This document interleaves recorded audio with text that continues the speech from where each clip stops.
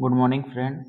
आज हम प्रयोगशाला परिचालक के लिए पढ़ेंगे बहुलक, जिसे हम क्या कहते हैं, पॉलीमर कहते हैं। बहुलक क्या होते हैं ये आपको समझना है। बहुलक क्या है कि जो मोनोमर होते हैं, जो भी मोनोमर है, मान लीजिए हम मान लेते हैं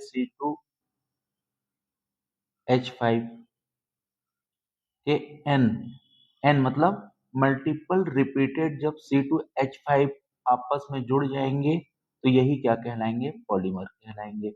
मतलब जो सिंगल अणु के बहुत सारे रिपीटेड सेम अणु या अलग अणु जुड़ जाए तो उसी को मॉलिक्यूल्स जुड़ जाए तो उसी को क्या बोला जाता है, पॉलीमर।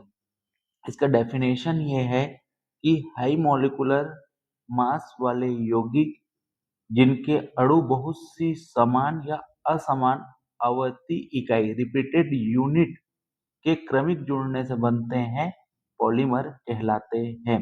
ये डेफिनेशन मेंस में पूछा जाता है, सीजीपीएससी में। ठीक, तो मोनोमर क्या होते हैं?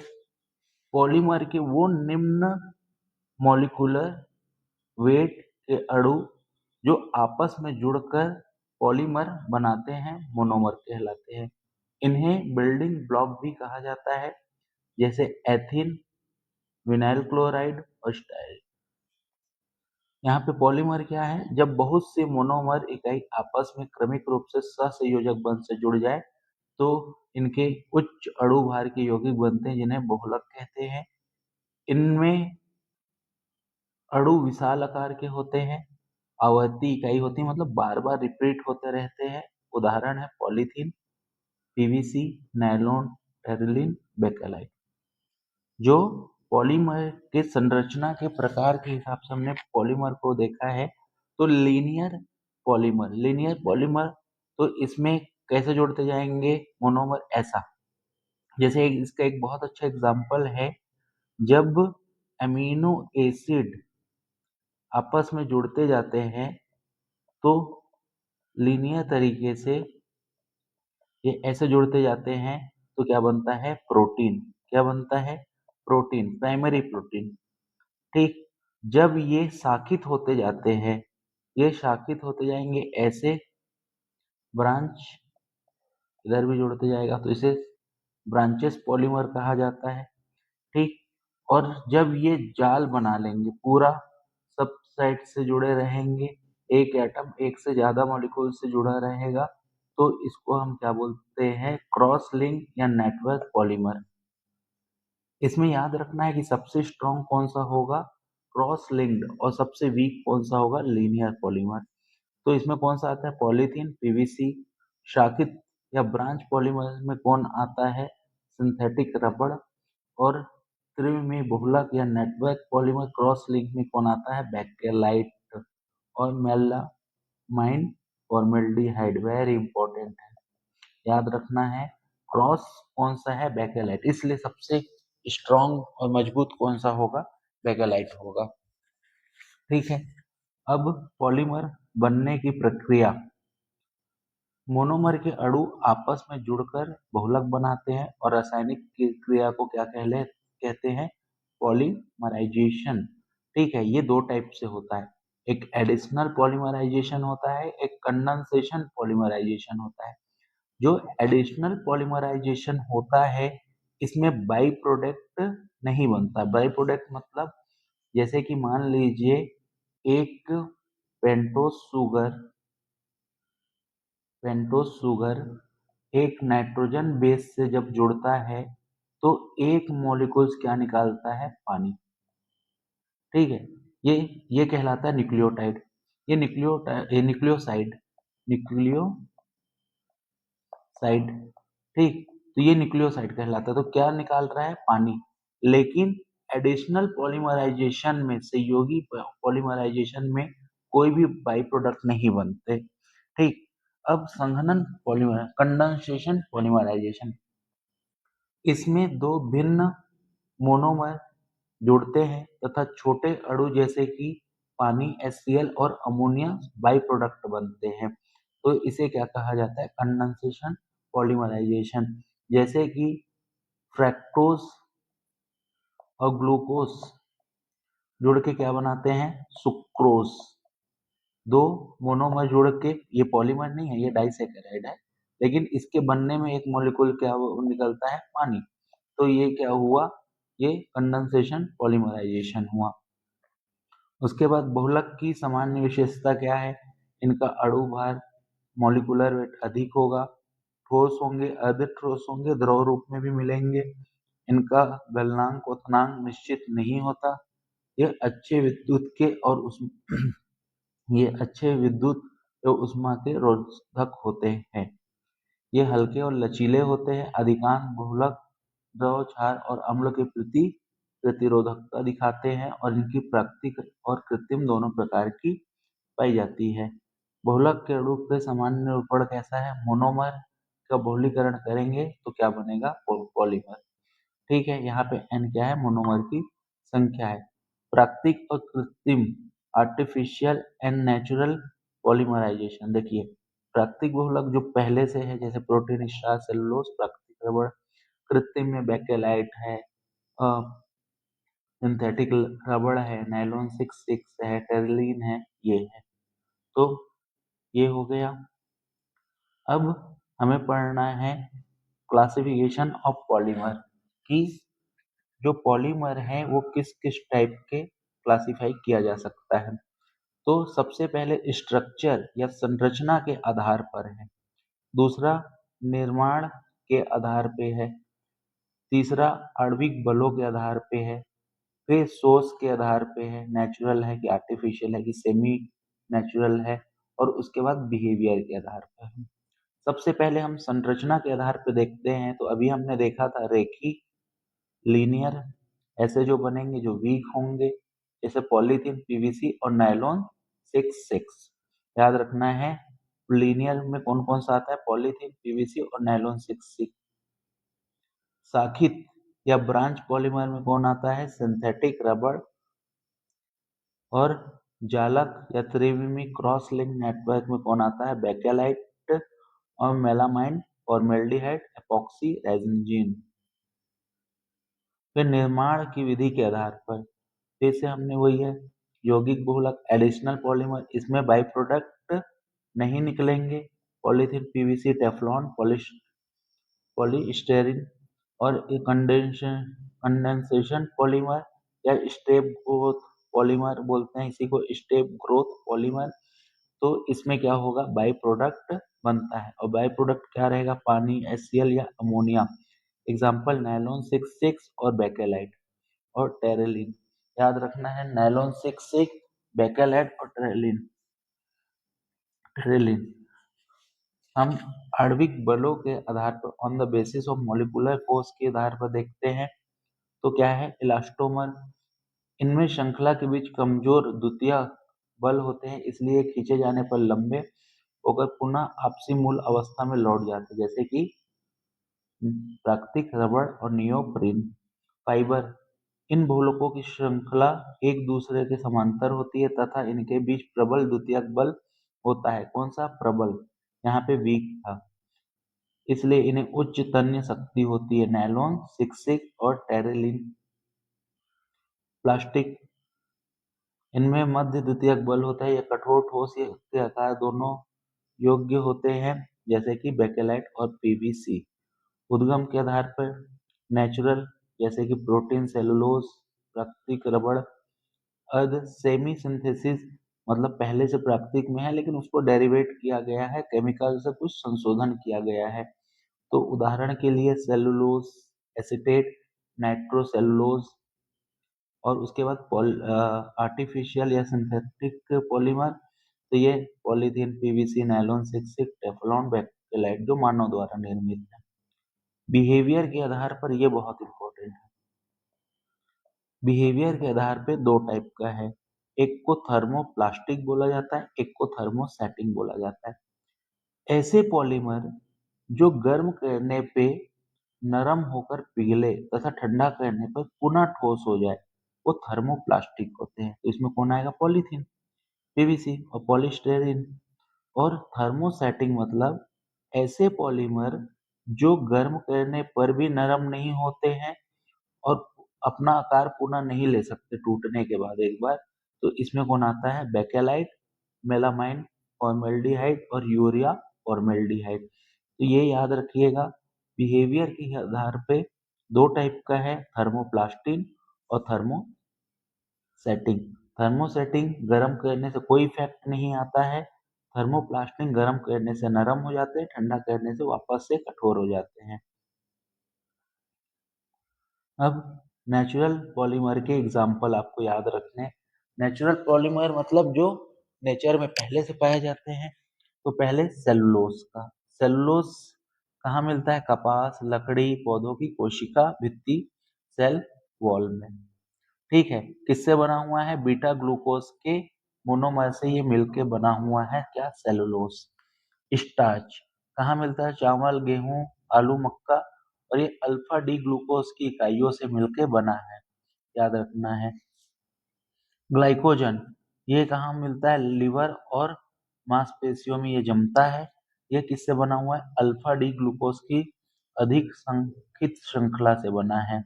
अल्फा डी ग्लूकोज, स्टार्च और ग्लाइकोजन दोनों, लेकिन अगर प्लांट में भोजन को स्टोर करना है तो स्टार्च काम आता है, और पशु एनिमल्स में करना है तो कौन आता है, ग्लाइकोजन।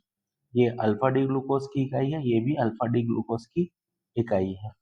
प्रोटीन यह कहाँ मिलता है, दूध, अंडा, मांस, सोयाबीन में, और अमीनो एसिड के पॉलीपेप्टाइड श्रृंखला है ये। रबड़, रबड़ पेड़ में मिलता है, ये क्या है, आइसोप्रीन, आइसोप्रीन की इकाई है। आइसोप्रोपीन याद रखना है, आइसोप्रोपीन की इकाई है, वेरी इंपॉर्टेंट। जो प्राकृतिक रबड़ है वो किसकी इकाई है, आइसोप्रीन की इकाई है। उसके बाद कैटिन किसका सेल वॉल है, ये झींगा, केकड़ा, कीकड़ों को पाया जाता है। एन एसिटाइल ग्लूकोसामीन है, एन एसिटाइल ग्लूकोसामीन है, ये याद रखना है। ठीक है, तो ये प्राकृतिक बहुलक के एग्जाम्पल हैं। अब उसके बाद संश्लेषित बहुलक के एग्जाम्पल, ऐसे बहुलक जिसको हमने बनाया है, ठीक है, तो उन्हें संश्लेषित बहुलक कहते हैं। सबसे पहले पॉलीथीन, एथीन के मोनोमर है इसका, पॉलीथीन का कौन सा मोनोमर है, एथीन, प्लास्टिक बैग बनाने में काम आता है। पीवीसी, पॉलीविनाइल क्लोराइड, ठीक है, यहाँ पे पॉलीविनाइल क्लोराइड, ठीक, याद रखना है, पीवीसी पॉलीविनाइल क्लोराइड का क्या है, विनाइल क्लोराइड। ठीक है, पाइप तारों में बनाने में काम आता है। टेफेलॉन, टेफेलॉन वही वाला टेफलॉन है जो कढ़ाई और तवे पे लगा होता है, नॉन स्टिक वाला। टेट्राफ्लोरोएथिलीन का ये क्या है, मोनोमर। टेफ्लॉन का मोनोमर कौन है, टेट्राफ्लोरोएथीन, एथीन, ये इसका फॉर्मूला है। नॉन स्टिक है, कोटिंग के लिए किया जाता है। नायलॉन 66 वेरी इंपॉर्टेंट, नायलॉन 66 में दो ठोक है, हेक्सा मेथिलीन डाइमीन और साथ में एडिपिक अम्ल, याद रखना है। हेक्सा मेथिलीन डाइएमीन और एपिडिक अम्ल नायलॉन 66 बनाते हैं। नायलॉन 66 का मोनोमर क्या है, ये कितने बार पूछा गया है, बहुत इंपॉर्टेंट है। तो क्या है, हेक्सा मेथिलीन डाइएमीन और एपिडिक अम्ल। टेरिलीन का क्या है, एथिल ग्लाइकोल और टेराप्लेथिक अम्ल, टेराप्लेथिक अम्ल। बेकेलाइट वेरी इंपॉर्टेंट, इसका मोनोमर क्या है, फिनॉल और फॉर्मेल्डिहाइड, फिनॉल और फॉर्मेल्डिहाइड। बेकेलाइट का फिनॉल और formaldehyde switch, plug, radio, TV parts में होता है, बहुत वो है। पॉलीस्टायरीन का कौन सा है, स्टायरीन, ठीक, और एक्रिलिक का कौन है, एरिन, एरिल, एरिलिन, एरिलिन, याद रखेंगे। ठीक है, तो सबसे इम्पोर्टेंट कौन सा है इसमें, बेकेलाइट, कि इसका बेकेलाइट का मोनोमर कौन कौन सा है, फिनॉल और फॉर्मल्डी। नायलॉन का कौन कौन सा है, हेक्सामेथिल डाइएमीन और एपिडिक अम्ल। टेरिलीन का कौन सा है, एथिल ग्लाइकोल और टेराप्लेथिक अम्ल। टेफ्लॉन का टेट्राफ्लोरो एथिलीन, पीवीसी का विनाइल क्लोराइड और पॉलीथीन। तो ये इंपॉर्टेंट है, इसे याद रखिएगा।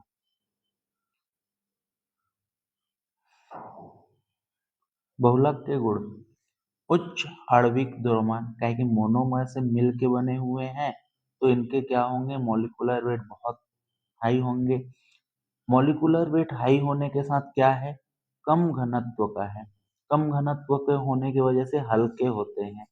ठीक है, क्या होते हैं, हल्के।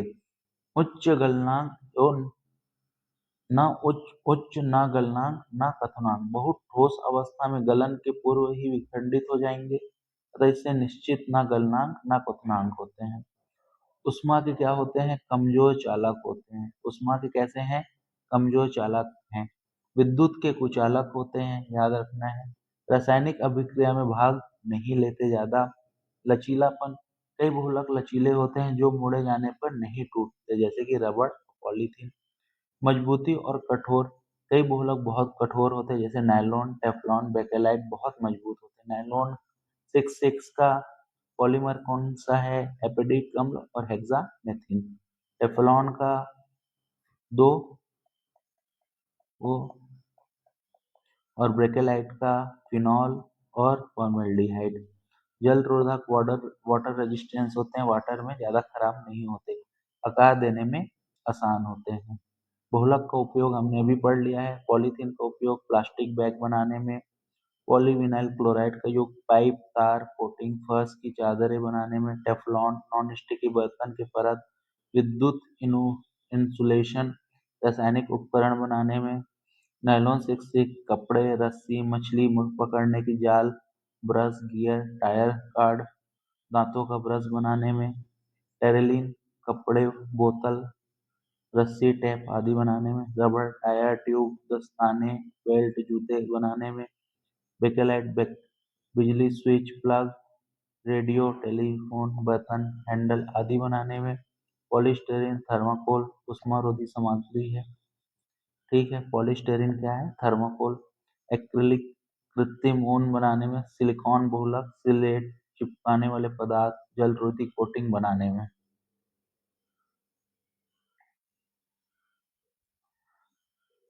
कुछ बहुलक के बनाने की विधि है, तो रबड़ की क्या विधि है, आइसोप्रीन के योगात्मक, कौन सा है, योगात्मक बहुलीकरण से रबड़ बनेगा। योगात्मक में कोई भी बाई प्रोडक्ट नहीं निकलता। ठीक है, पॉलीथीन बनाने के लिए क्या है, एथीन का उच्च दाब तथा उच्च ताप की उपस्थिति में मुक्त मूलक का बहुलीकरण। किसका, मुक्त मूलक का, याद रखना है, मुक्त मूलक का बहुलीकरण होता है। पॉलीथीन का बनाने का प्रोसेस क्या है, मुक्त मूलक का बहुलीकरण। टेफेलॉन, टेफेलॉन फ्लोरोएथीन के मुक्त मूलक, ये भी कौन से बनेगा, मुक्त मूलक से। पॉलीथीन किससे बना था, आइसोप्रोपीन के एडिशन से। ठीक है, जबकि पॉलीथीन और टेफलॉन कैसा बन रहा है, मुक्त मूलक, फ्री रेडिकल्स से। कैसे बनेंगे, फ्री रेडिकल्स से। उसके बाद पॉलीविनाइल क्लोराइड, ये किसमें योगात्मक है, एडिशन, कोई भी चीज नहीं निकलेगी। पीवीसी किसमें होती है, योगात्मक से बनती है। पीवीसी कैसे बनेगी, योगात्मक से। तो रबड़ किससे बनी थी, रबड़ जो आइस नेचुरल रबड़ किससे बनी है, एडिशन से। उसके बाद पॉलीथीन किससे बनी है, पॉलीथीन और टेफलॉन दोनों किससे बना है, फ्री रेडिकल से, फ्री रेडिकल से। जबकि पीवीसी, रबड़ और पीवीसी भी बोल लो, किससे बना है, एडिशन से। फिर उसके बाद टेरिलीन, टेरिलीन एथिल ग्लाइकोल तथा टेराथेलिक अम्ल की संघनन से बना है। किससे बना है, कंडेंसेशन से बना है, कंडेंसेशन से बना है। कौन सा, टेरिलीन किससे बना है, संघनन से बना है। नायलॉन 66, यह हेक्सामेथाइल डाइमीन तथा एडिपिक अम्ल के संघनन से बना है, याद रखेंगे। टेरिलीन और नायलॉन 66 दोनों किससे बना है, कंडेंसेशन से बना है। ये किससे बना है, एथिल ग्लाइकोल टेराथेलिक अम्ल के संघनन से बना है। और ये हेक्सामेथिल डाइमीन और एपिडिक अम्ल के संघनन से बना है, ये रिएक्शन है। उसके बाद बेकेलाइट फिनॉल और फॉर्मेल्डिहाइड के संघनन से बना है। तो संघनन वाले कितने हो गए, तीन। 1 2 3 कौन कौन से? टेरालीन, नायलॉन और बेकेलाइट। एग्जाम्पल याद रखेंगे। ये तीनों किससे बने हैं? कंडेंसेशन से। उसके बाद रबड़ और पीवीसी किससे बने हैं? रबड़ और पीवीसी किससे बने हैं? हमारे एडिशन से। और उसके बाद बच्चे किससे बने हैं? फ्री रेडिकल से। किससे बने हैं? फ्री रेडिकल से। देख लीजिए, टेफ्लॉन, पॉलीइथाइल, पॉलीइथिलीन और टेफ्लॉन, ये दोनों किससे बने हुए हैं? फ्री रेडिकल से। पीवीसी और रबड़ किससे बने हुए हैं? एडिशन से। और टेरिलीन, नायलॉन और बेकेलाइट किससे बने हैं? उससे। आपको याद रखना है कि बेकेलाइट का मोनोमर क्या है। तो फिनॉल और फॉर्मेल्डिहाइड। नायलॉन 6 का क्या है? 6 है, तो हेक्सा मेथिल डाइमीन एपिडिक अम्ल। और टेरिलीन का क्या है? एथिल ग्लाइकोल और अम्ल। तो पॉलीमर का इतने में बहुत है, आराम से आपके क्वेश्चन बन जाएंगे। ये सीजीपीएससी के मेंस में भी आता है, इसका सिलेबस था। तो फिर उसके बाद जितने भी एग्जाम होंगे सीजी व्यापम के, ठीक है, तो उसमें भी आएगा, एसएससी के एग्जाम में भी आएगा, सभी एग्जाम में ये पूछे जाते हैं। तो ये नोट्स भी आप बना लीजिए और इसको अच्छे से पढ़िए, बहुत इंपॉर्टेंट टॉपिक है। कोई भी एग्जाम होता है जिसमें साइंस के क्वेश्चन है और पॉलीमर है, तो पॉलीमर से क्वेश्चन आने तय होते हैं और इजी टॉपिक है। बस 2-3